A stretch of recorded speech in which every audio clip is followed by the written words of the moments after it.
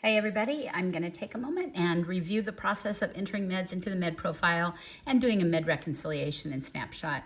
Remember, when you're starting care, you're going to have to address the pharmacy and then enter any patient's allergies or sensitivities. If it's not something that's listed, we can use the off-market unlisted, the Medispan list will populate almost everything though, so always try and start here. Remember, you have 4 tabs, but you'll only use 2 of them. You'll use the select medication type, and then at the end, you'll use the medication reconciliation. When you have this selection open, you're going to use only medication or off-market and unlisted. And then whichever you choose, you're going to get 3 choices: long-standing, change, and new. Long-standing means that this drug has been in this patient's med regime at this dose for enough period of time where they can't remember when they started it.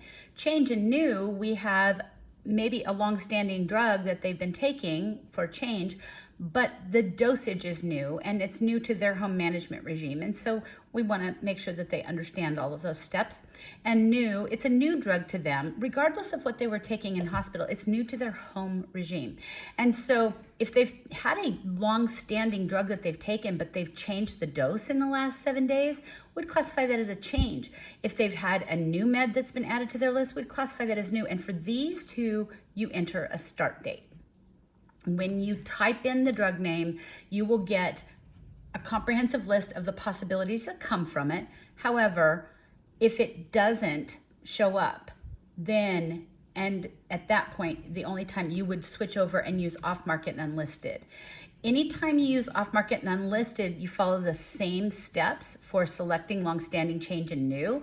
You have to type everything out in its entirety, and you then have to classify it. And the classification process is something where we're actually figuring out what the patient is choosing to use it for. The example that I'm going to give you is any of our THC or CBD products, and none of those are listed in the standard dosing medication section, so you have to ask them why they're taking it and then make that selection. If they take it for pain, it's a non-narcotic analgesic. If they take it for anxiety, it's an anti-anxiety agent. If they take it to help them sleep, then it's a hypnotic, sedative, and sleep disorder agent. And then lastly, if there's a reason that they're taking a drug in this category, we don't understand fully why, and technically neither does the patient. It's an herbal supplement that someone told them will make them feel better. You can use this miscellaneous therapeutic classes. And always remember, for my nurses entering tube feeding information, you have nutrients. So your tube feeding has to go in this section.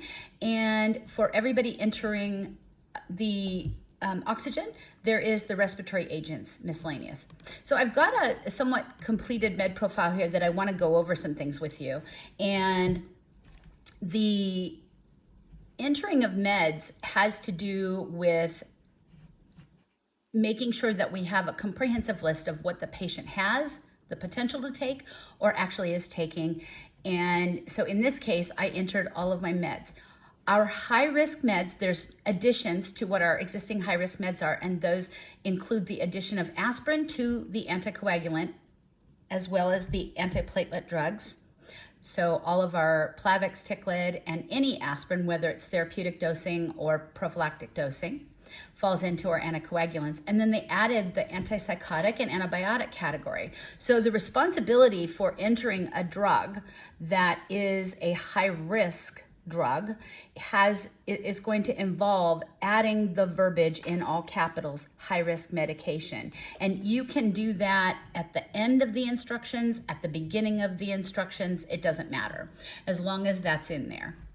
When you go to enter a med, you choose long-standing, change, or new. If you've selected change or new, you put the date that this occurred. This is not our start of care date. This is actually the date that this drug dosing occurred. And then you would type in your medication and add it. So when you have a patient, though, that is taking a drug and they are taking it, and it's an antibiotic, for example, there's additional pieces of information you have to add. Now we're adding the high-risk medication piece, in addition to the fact that when we're having antibiotic therapies, we always enter how much they take, but for also the duration and for what infection they're taking it for.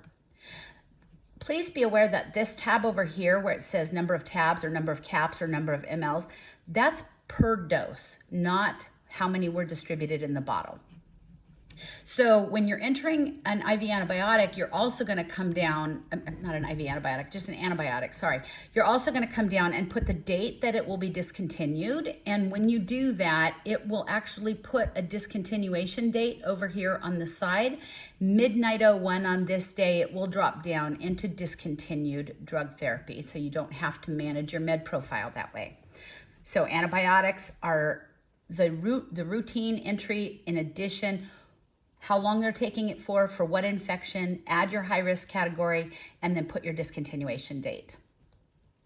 For medications where the patient is not taking their medications, they're taking somebody else's, you just put that information in there. So you can see, I made a note here that this patient is taking someone else's narcotics, they buy them, and I want to caution them to discontinue them. I'm going to reach out to doctor. You can either reach out doctor via phone or comm note, whichever is appropriate for the circumstance, but you're going to type in what the patient is taking. And so in this case, hey, it's not their meds, they're buying it, doctor was aware, but here's what they're taking.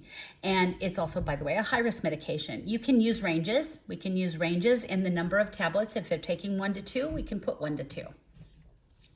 Then when it's time to deal with the process of med reconciliation, and this is the area that is one of the biggest snags for most people. When you go to do a med reconciliation, you're going to come up here and hit med reconciliation snapshot. And it's going to take you and list all the patient's issues that it seems to think are a problem. Well, if you look at this, I've got duplicate therapies, and they're not duplicates. I've changed this patient's dose of Lasix from 40 to 80. The dosage was changed today. This will fall off at midnight. These are not duplicates.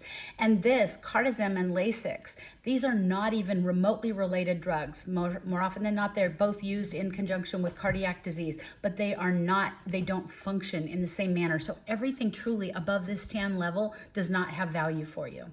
So don't worry about what you see up here. But looking down here, it looks like I also have lots of problems. And what I want you to do is change this interaction level.